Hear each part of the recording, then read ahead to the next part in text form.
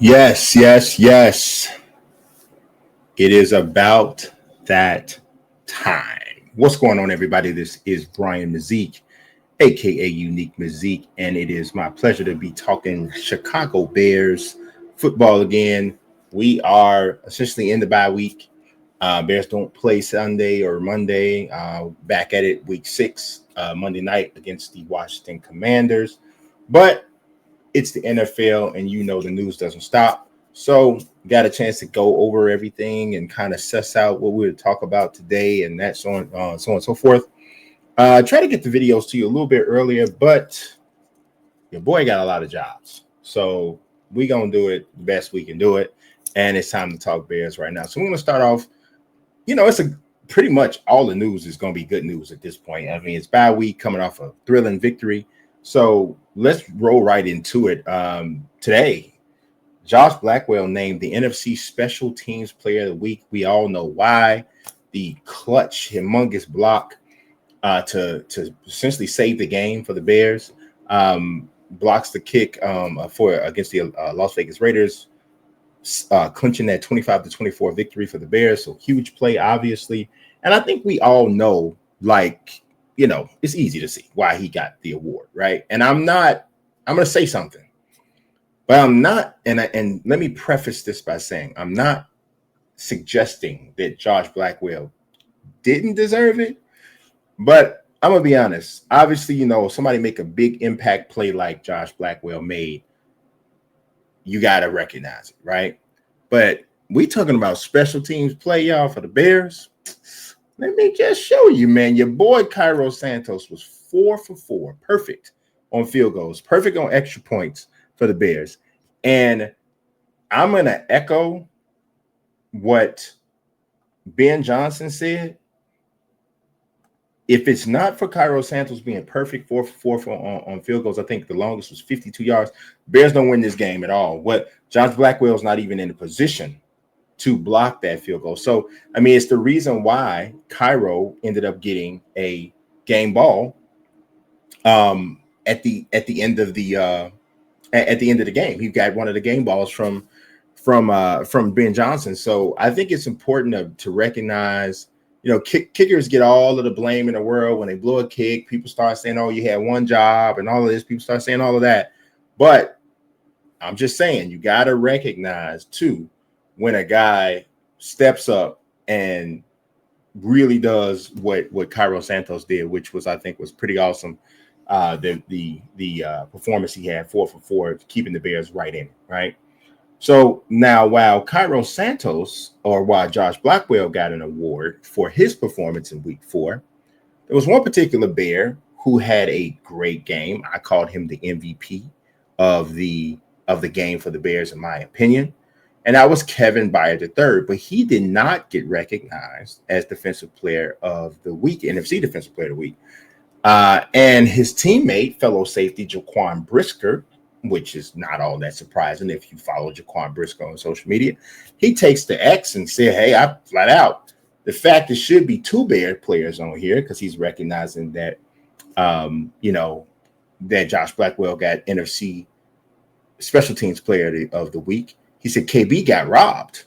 Go check out his stats. And he's talking about Kevin Byard, of course. Now, the NFC Defensive Player of the Week this week was Quinyon Mitchell for the Philadelphia Eagles. Now, I will be the first one to say Jaquan Brisker sometimes is kind of that guy who you kind of wish somebody would take his phone from him sometime, because he's a bit emotional. Sometimes he's a little bit of a crash out, especially when things aren't going well. He's going to be the guy on your team on social media saying a bunch of stuff that he, honestly, to be honest, probably doesn't need to say, at least not publicly. You say it to your boys or whoever, but you don't need to be on social media saying some of the stuff that he says. It's just not great for the team overall, your guys, period. But he does it. And, there are times, obviously, people are entertained by it. It makes me cringe most of the time. But this particular time, he's not. I don't think he's necessarily wrong. So let's do exactly what Jaquan told us to do. He said, look at his stats. So was Kevin Byard robbed? Look at this. Kevin Byard III, Week 4 stats: 7 total tackles, 1 TFL, 2 passes defended, and two interceptions. Now, Quinyon Mitchell is who actually got the award, and he clearly had a good game. 5 passes defended is pretty serious, and 5 tackles. And of course, the Eagles won a close game over the Bucs. The Bears won a close game over the Raiders. Now, I didn't see the Eagles game. I saw highlights. I did not see the Eagles game. I was watching the Bears. I can't remember if they were on the same time. Either way, I didn't see the Eagles game. I did see Kevin Byard's game, every single snap, every single play. And while stats don't tell the entire story, it's really hard to look at this line and say that Quinyon Mitchell should have got the Defensive Player of the Week over Kevin Byard. I don't know how many humongous tackles or whatever Quinyon Mitchell made, but Kevin Byard had at least 2 really big-time tackles. Obviously, he had the 2 interceptions. Now, it should not count against Kevin Byard that the Bears offense failed to capitalize on on the turnovers he created. But gee whiz, man, y'all, you know what's going on here. Like, this clearly seems like Byard had a better game. So I think that Jaquan is on to something this particular time. I think his boy might have got robbed, might just have gotten robbed. Now, let's move on to a conversation that I saw get spun up. Who wrote this? Leor Lampert from, I guess this is fan-sided. I think their Bears site has been rebranded to BGO, if I'm not mistaken. Oh, no, it's just the new logo. It's still Bear goggles on. So he wrote an article, I think, when did this go live? So this actually went live today, which is, what is today? Wednesday, October 1st. And his point here is, the headline says the Bears can finally fix horrible running back room with bold Dolphins trade. So his pitch is that the Bears trade, essentially, more than likely draft assets. It's got to be draft assets for, well, I'm not even sure if he names what the Bears should be offering. Does point out the fact that, you know, the player he's targeting, which is the Miami Dolphins' Devon Achane, is still on his rookie deal. And Achane's a fine player. He's coming off the best game of his season, 20 yards. I think it's 20 carries, 99 yards, and a touchdown. He hasn't gone over 100 yards yet this season, but coming off a really solid game, very talented dude, explosive guy, all of that, right? But I'm going to be honest. I actually, here's a little bit of his stats. I think he's got 50 carries so far this year, 246 yards rushing. He's got 19 receptions, catching the ball out of the backfield quite a bit, 143 yards receiving, and he has 3 total touchdowns, right? I like Devon Achane. I do. I think that he is a really solid and explosive player, but I really could not disagree with Leor Lampert more. I am not as convinced as everyone else that the Bears running back room is that bad. And I'm going to tell you why. And here's the thing. I'm not going to say that people who are saying that are wrong. I will say, to me, it is too early to say that the running back room is the problem. You will not get an argument from me when I say that the running game, it has been bad. Bears running game 100% has to get better. But I am of the belief that the running game more than likely is being held back by poor run blocking than I am that it's being held back by running backs. I do not think DeAndre Swift is Barry Sanders nor Walter Payton, but I also don't think that he's a horrible running back.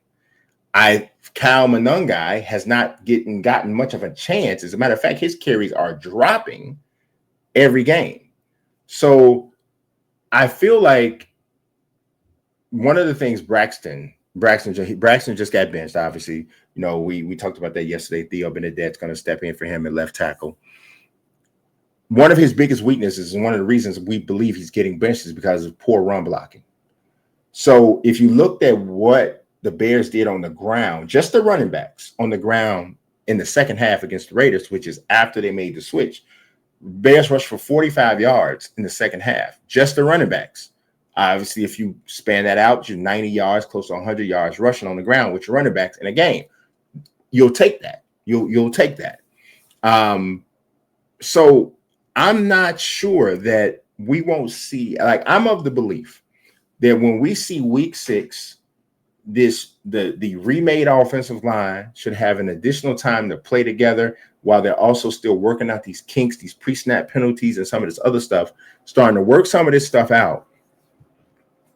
If in week 6 we don't see the running game take a step forward, and if we see all 22 footage, which I'm sure that obviously the Bears coaching staff has already seen, and we see DeAndre Swift missing holes, there's holes there that he's just not hitting, then I will say, hey, yeah, okay, man, you really need to do something at running back. But until I know that the lack of a running game is due to running back simply not playing well, I cannot say that this is the main issue. And I believe it is offensive line play. And I'm going to tell you something now. Let's take this with a grain of salt, right? Because Steve Spagnuolo just was recently talking about putting Pro Football Focus grades in the proper perspective, right? He was just talking about this. But I do think in some instances there is some baseline that you can take from there. So this here is the top 5 worst offensive grades for the Bears through the first 4 games of the season. Obviously, Theo Bennett, Ozzie Trapio, that's very limited time. And both of those guys are playing against Max Crosby. I don't think they are truly the worst offensive players so far this season, but it's a small sample size, and you're playing against Max Crosby. So we'll see that. Stephen Carlson as the third tight end, second tight end in some situations, Durham Smythe. Neither of those tight ends have. I think one of the reasons why they're getting lower grades is because when the Bears have gone with heftier offensive sets with the intention on running the ball, they haven't had the success that you would think they would with additional tight ends on the field. Jonah Jackson, the starting guard, he's been, to me, I think his grade here is the most glaring of everybody here because he's the only full-time starter that has started from the beginning that's on this list. He is key to running the ball on the inside. None of the running backs are here in the top 5 while we're here, or why many of the Bears universe is here believing that they are the problem. So I think that we really, I'm of the belief, and anybody that knows me that talks to me about the Bears consistently knows that I think that running back is the most overrated position by fans in football. There are special players. There are Saquon Barkleys. There are Christian McCaffreys when he's healthy. There are Jonathan Taylors. There are Derrick Henrys. There are, and I'm only talking about guys playing now because the era is different. There are guys like that, right? There are Alvin Kamaras who are such a weapon in the passing game that it's like he's just a playmaker. There are guys like that. But I challenge you, most of the time, Saquon Barkley obviously is an exception last year. Most of the time, the most dynamic and best running back in the NFL does not win.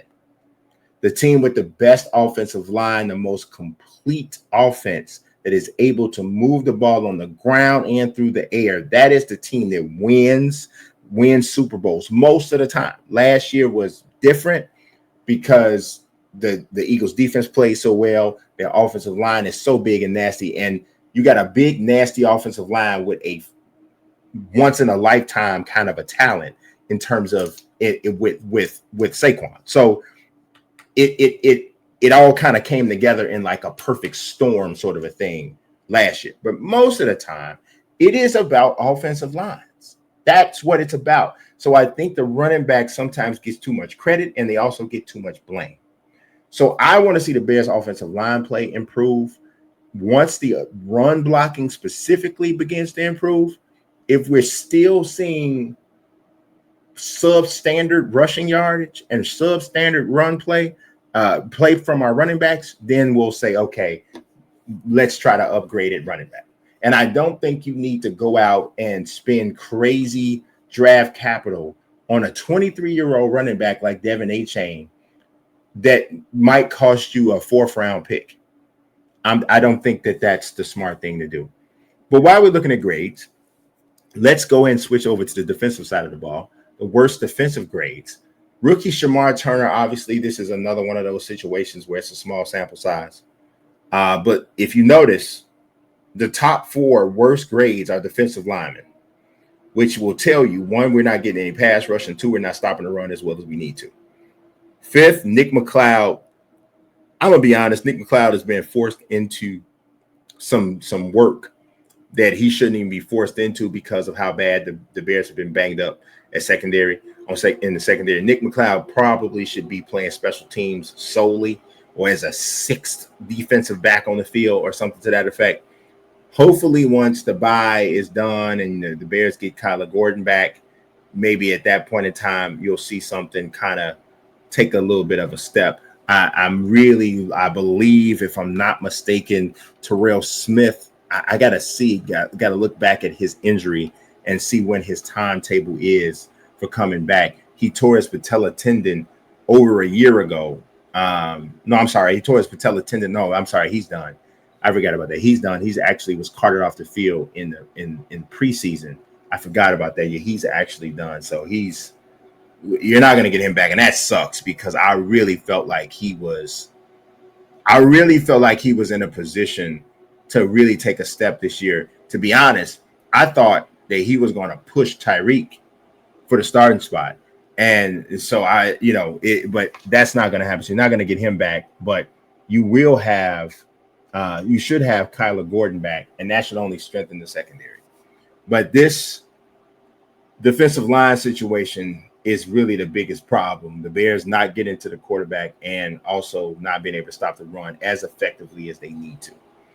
So that's enough of the negative, though. Let's look at the positive. The best offensive grades. Your quarterback is your number 1 Pro Football Focus rating so far, which is pretty nice. And his number 1 receiver, Rome Odunze, is 2nd. I'm one of the more unsung heroes of the first 4 games to me on offense has been Olamide Zaccheaus. I think he's been fantastic.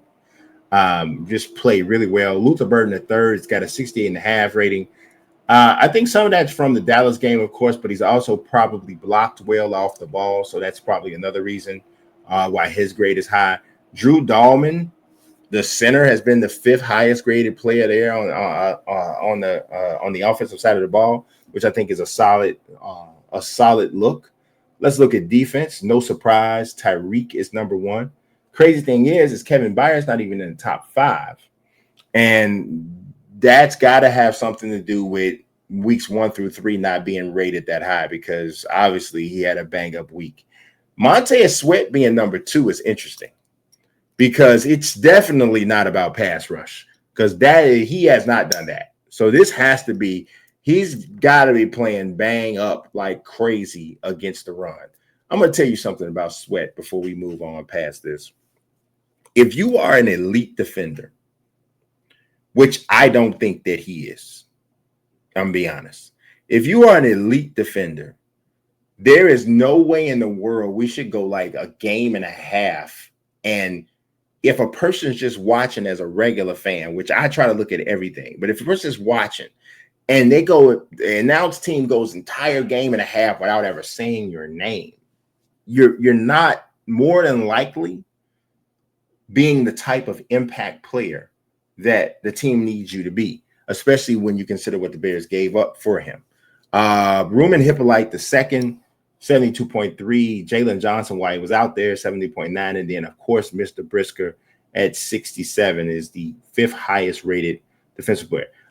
Again, to quote Mr. Spagnuolo, take all of these grades with a grain of salt because the point he made was you don't know what that player was told. So you're grading them on how well they played, but you don't know you don't know what they were told, which I think is a very valid point to make. But that is what I got for you talking Bears today, man. I appreciate everybody. If you have not yet, please like and subscribe. Like the video, subscribe to the channel. Hey, you might as well go with the full triple. Go ahead and share it as well. I almost don't even want to say triple the Bears. I mean, the Cubs lost today 3-0. Got shut out, but the Padres Padres just kept running dudes out there that were throwing 1,000 miles per hour. It was crazy. Dylan Cease had an axe to grind with the Cubs because obviously he used to be a Cub. He was actually was part of the Cubs organization before he went to the White Sox, and now he's with the Padres, and he tormented us today. So now Game 3 comes down, winner take all. I'll be focused on that. But right now we're talking Bears. As I said, I appreciate you watching. God bless. Peace.